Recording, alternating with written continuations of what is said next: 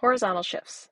The number of units the graph has been shifted in the horizontal direction from its usual position, so talking about a paired graph like a plane y equals cosine x or y equals sine x, is the horizontal shift. So the horizontal shift can be to the left or right, and for a function written in this kind of wild form with every possible change, c is the one that represents that horizontal shift. So why is that? Well, it's inside the function, and it's being added or subtracted to this x value here.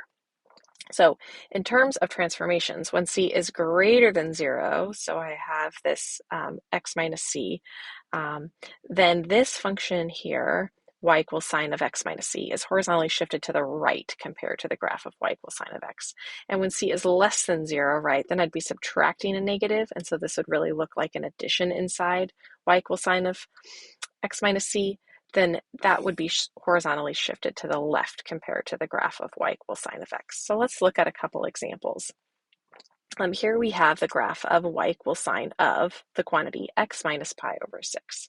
So how can I see that, from what I've just read, I'm expecting a shift to the right pi over 6 units. So let's see if that is the case. Well, where does sine of x normally start? Well, normally we start with a hill, and that hill starts at x equals 0, right? So like, where would we normally start it?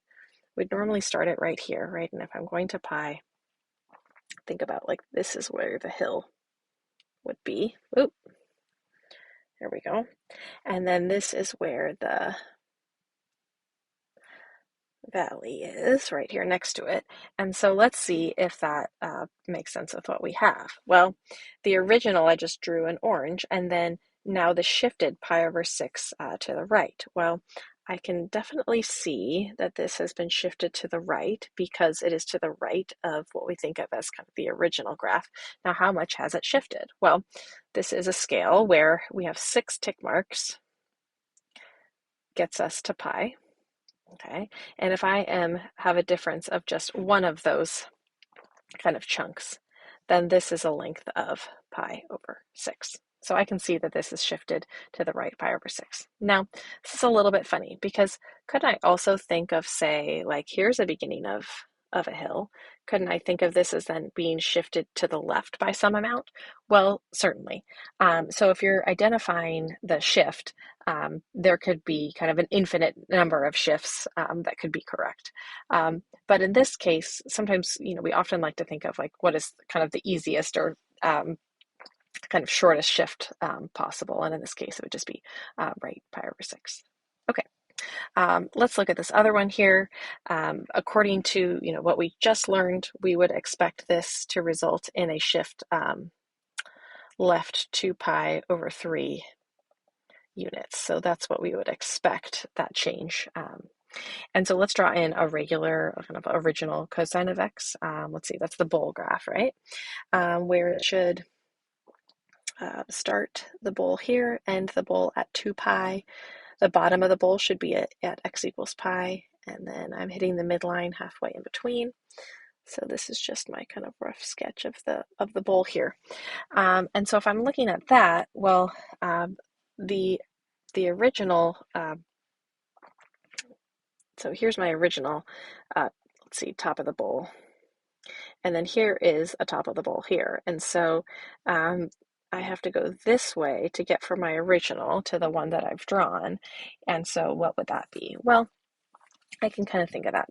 I just have to look at my scale. So if I have 6 tick marks to get to pi, each of these tick marks is a pi over 6. And so it looks like I'm shifted left 4 of those. So 4 pi over 6 is just 2 pi over 3.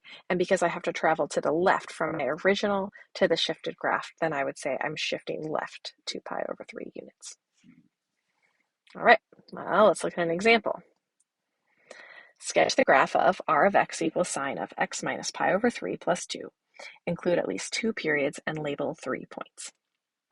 So I have more than one change here going on, but that allows us to kind of think about some of the other things we've done and incorporate it into what we're doing now. So let's look at the midline, amplitude, period, and reflections and horizontal shifts. So sketch the graph of r of x equals sine of x minus pi over 3 plus 2. All right, so the midline is going to be y equals 2 because of this piece. The amplitude, nothing is being multiplied out here, right? Think of this as 1 times that. So amplitude just stays 1 as a default. The period, we haven't made any changes there, but I do have a horizontal shift. And I can see, because of this piece here, that this is going to be right pi over 3 units. Okay, let's get graphing. I got to be careful here, right? My midline is up 2. So because I'm going up, I've got to kind of shift my horizontal axis down in response. Okay, so there's that.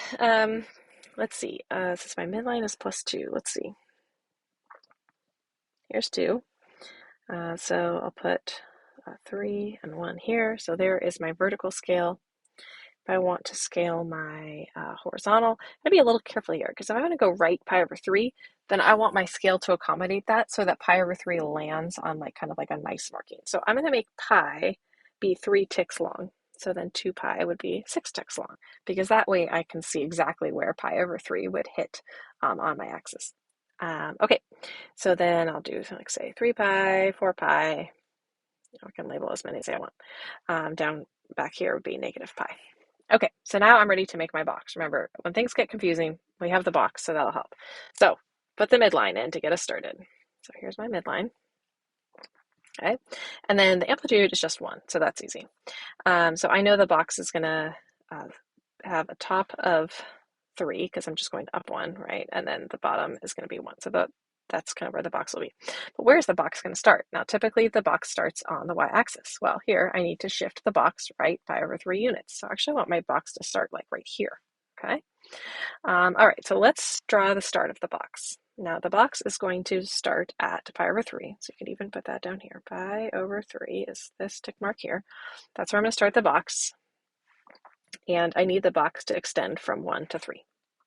All right, well, where's the box going to end?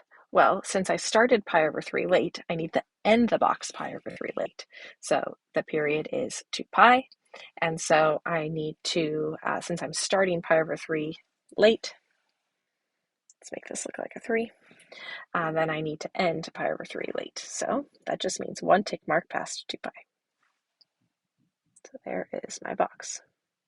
Okay, 2 pi should be kind of like six boxes wide. Let's make sure that's the case.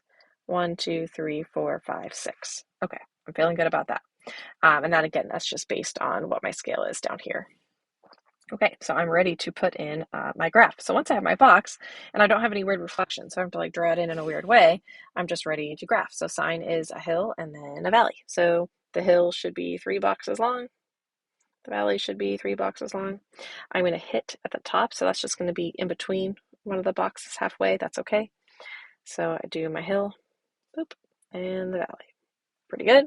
And then if I want another one, then with this scale, oops, with this scale, I need 6 boxes long for my box. And so here I go again. So do a hill. So it helps sometimes if you draw that marker in for the hill. So like that. And then the valley like this. And then arrow and an arrow. And if I want to identify 3 points, I can do that. It's a little trickier when it's half a box. We can still look at that one, but let's say like this one here, I know that each one of these is pi over 3. So pi over 3, 2 pi over 3, 3 pi over 3, 4 pi over 3. So this point here is 4 pi over 3, comma 2. So like what would this point be here? It's a little tricky. But we could just kind of think if pi over 3 is the length of one of these little grid markers, right? Then halfway would be half of that, which is pi over 6. And so like let me draw what I mean here. So if I'm kind of zooming in on this, like this is what I have now on my axes, okay? And if this is pi over 3, this would be 2 pi over 3. Each of these little halfway markers would be a pi over 6 marker. So this would be pi over 6, pi over 3, and then this would be, so let's count how many I have. Pi over 6, 2 pi over 6. This would be 3 pi over 6, which is pi over 2, 2 pi over 3, and then this one is 5 pi over 6. Okay, so that's how my markings would go there. So if I want this one right here, that is halfway, and it's almost halfway on this little square, and it's almost to pi. So in that case, this one is going to be that 5 pi over 6. So it's 5 pi over 6, comma, how high? 3. Okay. And then if I want to do, say, this one, I've already done my 2 different heights, so I'll do this one. This one is pi over 3, comma, 2. And again, you can check algebraically. So if I wanted to say r of pi over 3 would be sine of pi over 3 minus pi over 3 plus 2, which is sine of 0 plus 2. Running out of room here, but that is 2. And that just verifies that point that I had identified earlier.